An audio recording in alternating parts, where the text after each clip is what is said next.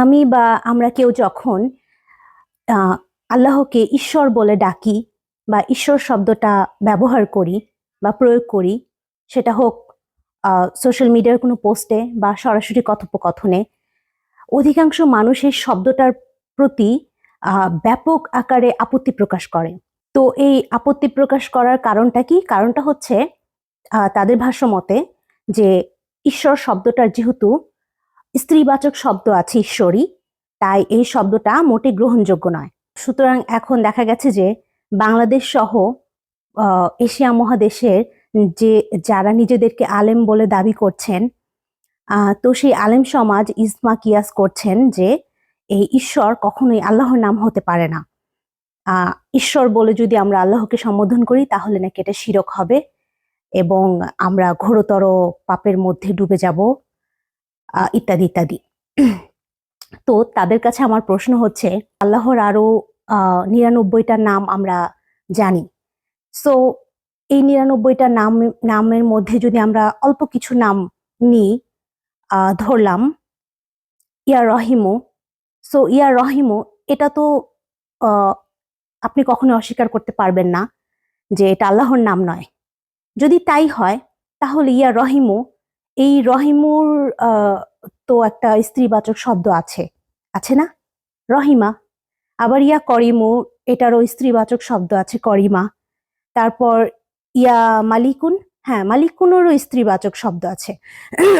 সুতরাং কোরআনে উল্লিখিত যে এই যে আল্লাহর 99টা নাম, এই 99টা নামের অধিকাংশরই কিন্তু স্ত্রীবাচক শব্দ আমরা চাইলেই তৈরি করতে পারি বা মানে শাব্দিক অস্তিত্ব আছে।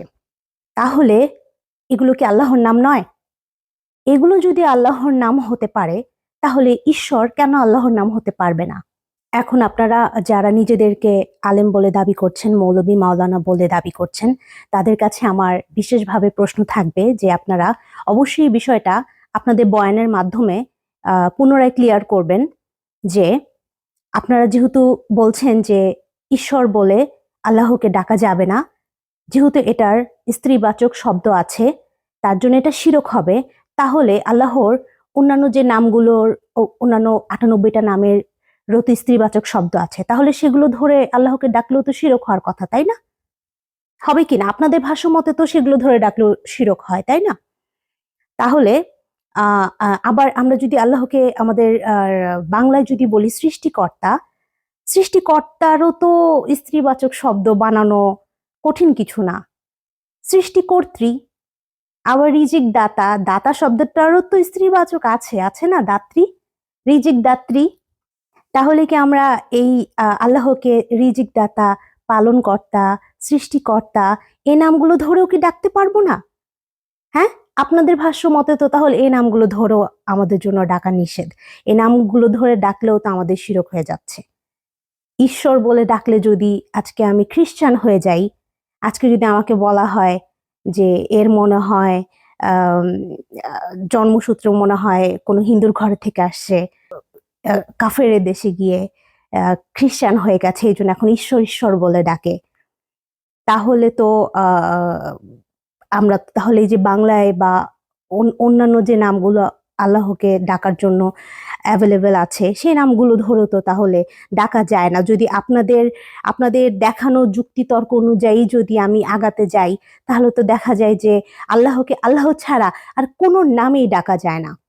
আপনাদের সমস্যাটা আসলে ঠিক ওই নির্দিষ্ট ঈশ্বর শব্দটা নিয়ে খুব একটা নেই, মানে ওই শব্দটা নিয়ে আপনাদের খুব যে আহামরি মাথা ব্যথা সেটা না। আপনাদের মাথা ব্যথাটা কোথায় জানেন? আপনাদের মাথা ব্যথাটা হচ্ছে ওই শব্দটা আসলে ঠিক কারা ব্যবহার করছে। অন্য ধর্মাবলম্বী যারা আছে, যাদেরকে আপনারা বিধর্মী বলে আখ্যা দেন বা অসম্মান করেন, সেই সব ধর্মের অন্যান্য ধর্মের মানুষগুলো যখন ঈশ্বর শব্দ, তারা ঈশ্বর শব্দটা অধিক মাত্রায় ব্যবহার করে বলেই আপনাদের এত হচ্ছে অ্যালার্জি এই শব্দটার প্রতি।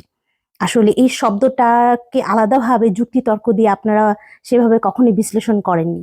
আপনারা বিশ্লেষণ করেছেন বা আপনাদের দৃষ্টিকোণটা হচ্ছে কি, বিধর্মীরা এই শব্দটা যেহেতু অতিমাত্রায় বা অধিকাংশ ক্ষেত্রে ব্যবহার করে, তাই আমরা মানে তারা আপনারা কথিত মুসলিম যারা আছেন নিজেদেরকে খুব মুসলিম মনে করেন বা একদমই কনফার্ম জান্নাতি মনে করেন, তারা আপনারা ভাবেন যে সো এই শব্দটা আমরা ব্যবহার করলে আমরা ওই বিধর্মী হয়ে যাব আসলে আপনারা যুক্তি দিয়ে কম বিচার বিবেচনা করেন, যুক্তি দিয়ে বোঝেন কম।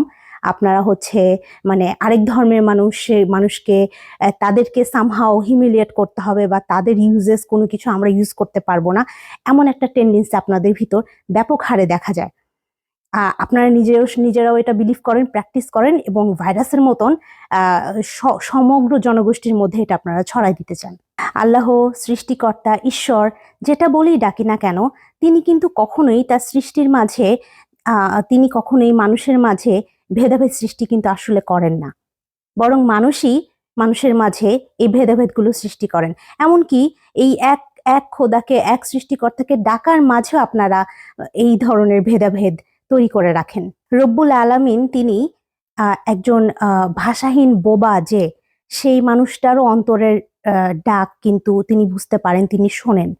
ঠিক তেমনি আমরা মৌখিকভাবে ডাকলাম নাকি আত্মিকভাবে মনে মনে তাকে কিছু বলে ডাকলাম, এক্স্যাক্টলি কি বলে তাকে আমরা স্মরণ করলাম, সেটা আসলেই কিন্তু ম্যাটার করে না। আর তাকে ঈশ্বর বলে ডাকলেও সেটা শিরক হয় না, আবার গড বলে ডাকলেও কিন্তু শিরক হয় না। বরং শিরকটা তখনই হয় যখন আমরা মনে মনে এটা বিশ্বাস রাখবো, এটা ধারণা করব যে তার এই স্ত্রীবাচক শব্দগুলোর বাস্তবিক অস্তিত্ব বা বাস্তবিক রূপ আছে। কোন একটা কথা আসলে বা কোন একটা শব্দ বলাতে আসলে শিরক হয় না। শিরকটা হয় আপনি কথাটা ঠিক কি ভেবে বলছেন, আপনার ভাবনার উপর হচ্ছে আপনার শিরক হচ্ছে কি হচ্ছে না, সেটা সম্পূর্ণ আপনার ভাবনা, আপনার বিশ্বাসের উপর নির্ভর করে। মানুষের এই যে ওভার থিঙ্কিং বা এই মাতুব্বরি দেখে সৃষ্টিকর্তার নিজেরও মনে হয় হাসি পায়।